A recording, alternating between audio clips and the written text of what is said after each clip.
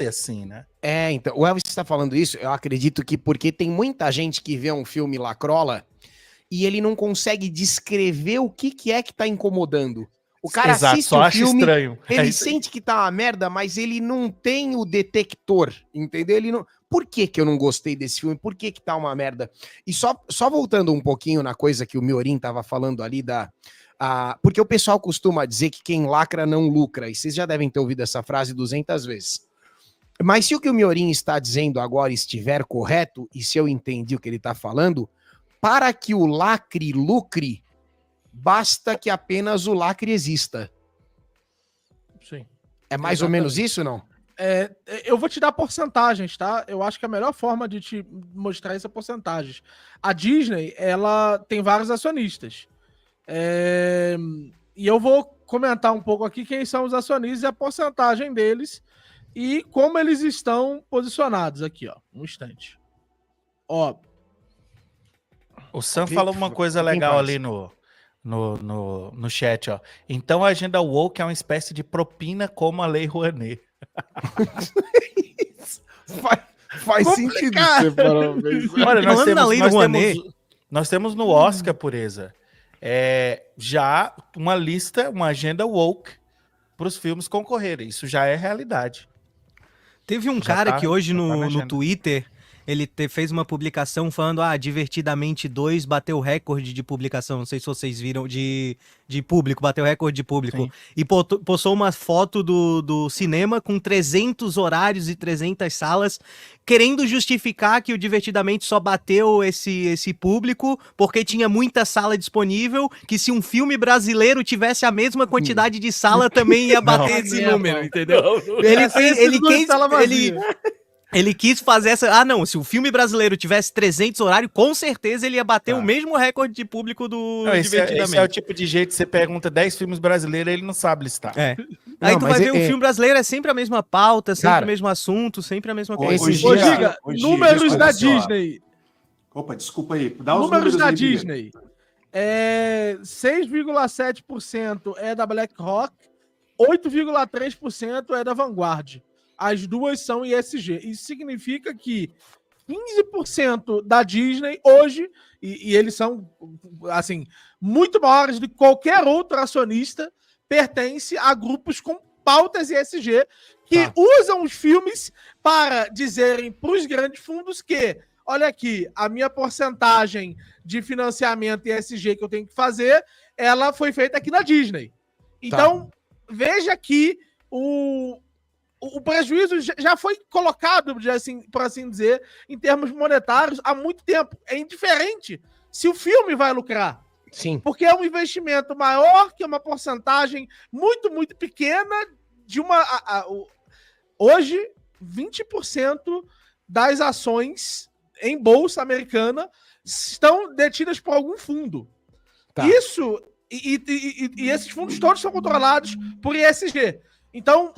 Isso significa que o dinheiro, aonde o dinheiro está, é nesses fundos. E não existe empresa sem esse fundo.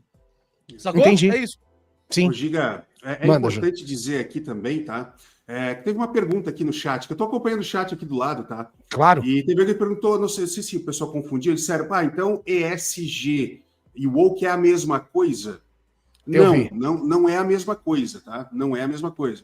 Woke, ele é um resultado direto de um comportamento ideológico dentro das universidades, né, trazido por certos autores e tal. Se você quiser, a gente fala disso também depois. Claro. E o ESG, ele é uma ferramenta para que seja implantada esse tipo de ideologia na sociedade, tá? Lembrando que o pessoal fala muito de ESG aqui no Brasil. Tá? É um nome que pegou aqui. Aqui pegou, todo mundo fala em ESG. Lá fora, né, você só fala em DEI. DEI, tá? Que significa Diversity, Equality and Inclusion. Tá? Diversidade, equidade, né? Equidade e inclusão. Tá? Isso. E o termo ESG, para falar a verdade, está submetido ao termo DEI. Isso. É que o nome DEI pegou muito mais lá nos Estados Unidos, e aqui no Brasil o nome que pegou foi ESG. Mas, no final das contas, eles são tratados da mesma forma. Eles servem para quê? Para que você implemente pautas, né, de diversidade, de inclusão dentro das empresas, tá? Dentro de, inclusive, do setor público. Tá, então o DEI e o ESG dá para dizer que é a mesma coisa. Esses estão muito próximos. Na prática são. Na prática eles simplesmente têm uma diferença de nome, apesar, de novo, né, que o conceito deles é um pouco diferente, mas eles servem para a mesma coisa. Perfeito, Jonas. Só essa coisa do cinema nacional que o Barros comentou, saiu uma matéria, não sei se foi na Folha, num desses jornais grandes aí, dizendo que o cinema nacional, ele consegue, de todas as salas que são disponibilizadas, eles conseguem vender cerca de 5% dos ingressos que são disponibilizados. Mas eu duvido que chegue a 5%. Ô, professor, foi o primeiro comentário do vinheteiro na matéria. Ele falou, eu duvido que venda tudo isso. Ele escreveu isso daí. Então quer dizer... Sim, ele é incrível. Eu duvido que disponibilizar mais salas, imagina, não faria diferença alguma. A não ser que removesse todas as outras, te obrigasse a ver aquilo. Aí as pessoas, eu vou no cinema hoje, aí tu vai ser obrigado a ver um filme brasileiro. Então aí, Barros, você entrou no raciocínio do Miorim. Porque o Miorim disse exatamente isso. Para que esses ingressos sejam vendidos, eles precisam dar um jeito do afegão médio ir ao cinema e só ter esta merda. Tá entendendo? Que aí, lógico, o cara quer ir no cinema. Mesmo assim, você acha que não, Jonas? Não, mesmo porque assim, o que vai acontecer é o que sempre acontece. A gente se junta e faz a gente o cinema. Entendeu? Você aluga uma fita cassete, meu querido. Eu acho que antigamente... Rambo 2 e assiste em casa, tá entendendo? É isso aí. Antigamente talvez até pudesse funcionar, porque tu tinha que ir até o cinema pra ver o que tava em cartaz, pra ver o que tava passando, escolhia um filme e assistia. Mas hoje em dia, em 5 segundos, tu vê na internet que tá. Se não tiver nada do teu interesse, tu nem vai até o cinema pra assistir o filme. Tá, mas então agora o Jonas tá falando uma coisa e o Miorim tá falando outra. E eu gostaria que vocês brigassem. Claro, vai ser um prazer. Vai ser um prazer. Você não sabe o quanto eu quero fazer isso. Não, acho que não. O Malboro me ajuda. É porque faltou uma ponta aí. Manda. Né? Apesar porque a ponta que falta aí é o seguinte. Hoje, o investimento em marketing, ele diminuiu bastante em empresas e ele aumentou bastante em influências. Então, por exemplo, quando o filme brasileiro ele não consegue ter, mesmo que você bote só sala de filme brasileiro, ele não consegue ter esse arremate todo, porque as pessoas não comentam sobre filmes brasileiros. Agora, o filme da Barbie, que foi bastante um exemplo gritante, esse exemplo é da antes, lá no outro assunto. Sim. O exemplo do filme da Barbie é o que fica mais nítido nisso. As pessoas falaram tanto do filme da Barbie, foi cultivado tanto em torno do filme da Barbie, que as pessoas foram ao cinema para poder criticar o filme da Barbie e fazer suas próprias análises sobre o filme da Barbie. Então, tiveram canais mais, digamos assim, à direita, que disseram, por exemplo, que o filme tinha um viés conservador, que era jocoso com a questão do feminismo. Quando, na verdade, quem interpreta é quem está assistindo no final do dia, mas a mensagem é objetiva no filme. Então, a pessoa pode achar, de um lado, que foi uma crítica à questão do feminismo, e tem um outro lado que vai dizer que era feminismo de fato. Enquanto a própria produtora do filme falou que de fato era feminismo. Isso.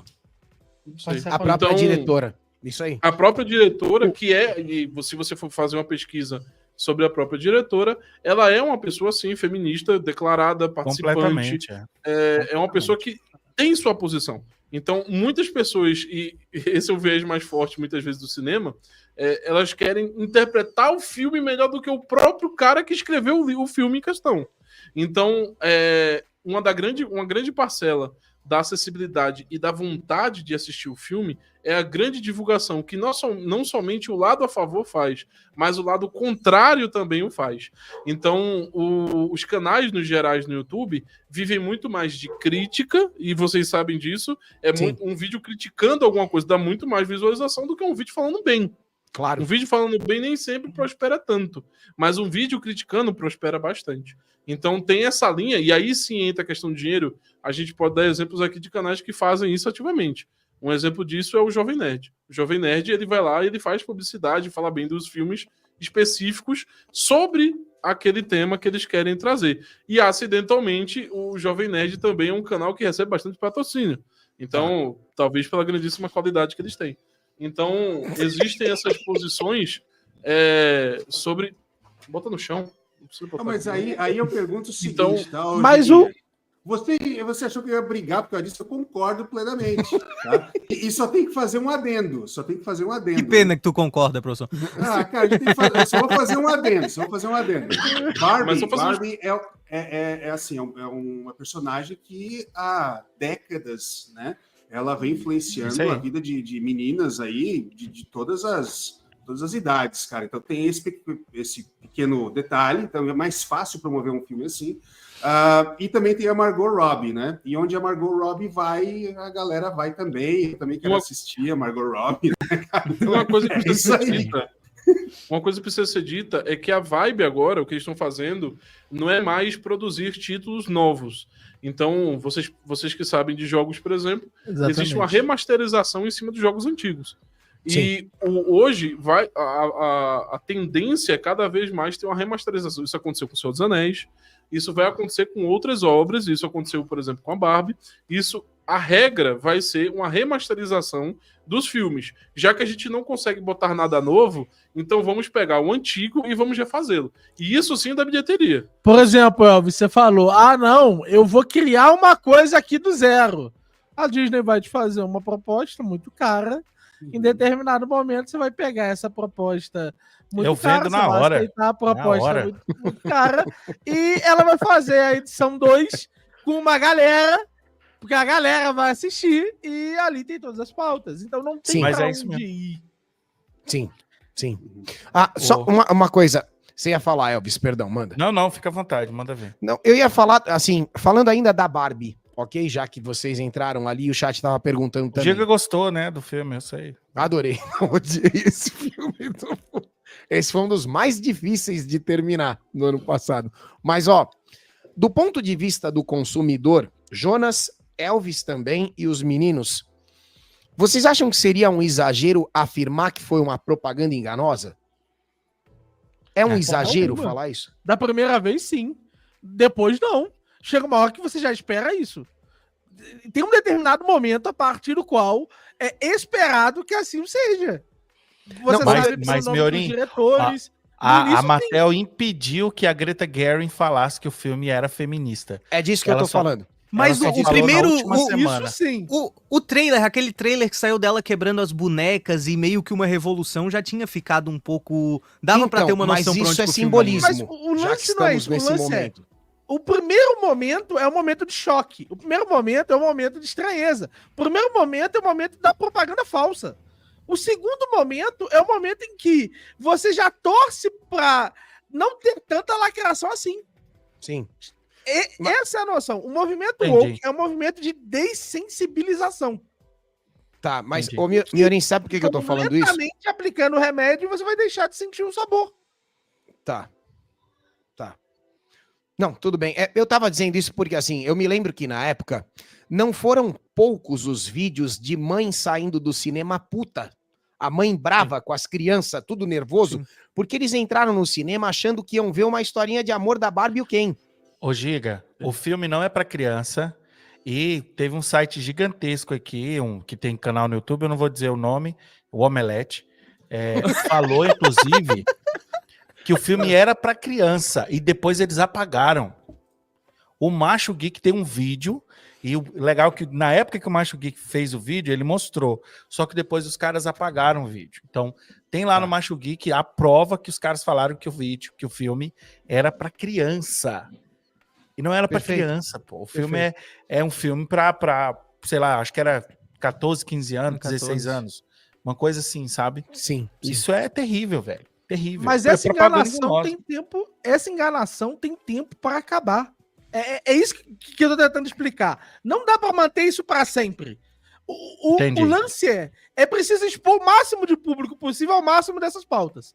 Depois que você tiver exposto eles e eles já estiverem, meu Deus, tem tudo que é lugar, eles começam a se dessensibilizar em relação a essa pauta. Engenharia, vai fazer uma engenharia social. É uma engenharia social, propriamente dita. Por quê? Porque não é possível conduzir a indústria de cinema para sempre assim. É caro. Sim. É muito caro. Então, a intenção é criar o choque, é o primeiro momento, estar em todos os lugares, e depois, lentamente, inserir isso como uma tendência em tudo que é lugar. Então, se isso for inserido como uma tendência em tudo que é lugar, vai ter um determinado momento em que a lacração não vai precisar mais pedir. Por quê? Porque vai parecer o Pedro e o Lobo. Tá. Que ele vai avisando o lobo, avisando o lobo, mas de tanto avisar, de tanto vocês se comunicarem sobre isso, as pessoas começam a não se chocar mais e a pauta é implantada. E se tu reclamar, tu tá errado. A lacração ela vai ser um elemento estrutural, como ritmo, ato 1, ato 2, protagonista, e vai ter lá, lacração. O que isso lá? E daqui a 3 ou 4 como é que foi a lacração desse filme? Os caras, né, os cheirosos vão falar, não, então, o ritmo do filme é muito bom, o protagonista é muito legal, no ato 1 tem a lacração. Vamos falar da lacração. Vai ter o Oscar, né? Vai ter um prêmio do Oscar específico, né? Qual o filme que mais lacrou? Aí apresentam lá, né, o pessoal que tá concorrendo. Vai ser A assim, qualidade vai ser dessa assim. lacração. Quem é que vai entregar esse prêmio do Oscar de lacração, né, cara? É isso aí. Mas, eu acho que vocês ainda não pegaram. É uma coisa muito importante, que a gente está discutindo aqui, não sei se vocês notaram, mas a gente só está discutindo os efeitos do wokeísmo. Porque tudo que, é lógico, né? Tudo que a gente vê, né? A gente está ali falando de cultura pop, a gente está falando de empresas, ESG, DEI, essa coisa toda. Mas de onde vem isso aí? Porque muita gente diz assim, não, isso é uma coisa esquerdista, que de fato não há como negar isso. Mas vocês acham que eles tiraram essas ideias assim do nada, né? Que eles começaram a fazer esse tipo de coisa e não é bem assim que o negócio funciona. Então, eu acho que a única maneira de você conseguir enfrentar alguma coisa é você saber o que ela é de fato. Tá. E a maioria das pessoas não se atentaram a isso. Elas pensam alguns, isso aí é dinheiro, né? Como o Elvis colocou, isso aí é por causa de dinheiro, isso aí é por causa de não sei o quê. Não, existe um core, existe um centro emanador de wokeísmo, tá? Do qual a grande maioria das pessoas não se deu conta ainda, porque elas, na minha visão, na do Miorim e do Malboro também, porque foram eles que me falaram isso, tá? Isso aí não vem da esquerda clássica ou sei lá, da escola de Frankfurt. Né? Isso aí é um movimento que vem do estruturalismo, passando pelo pós-estruturalismo e culminando no pós-modernismo. Né? E aí, quando você entende como funcionam esses movimentos, você entende o que é a cultura woke. Tá. Então esse é o caminho.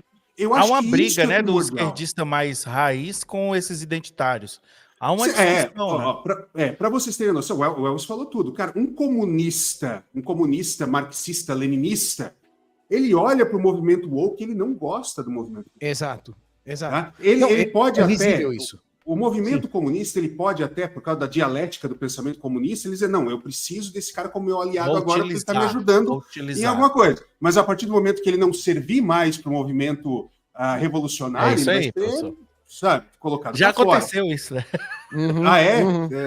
Já. Eu não sei. Esse tipo de descarte, né? Não, mas é um modus operandi. O sexo livre lá na União Soviética foi...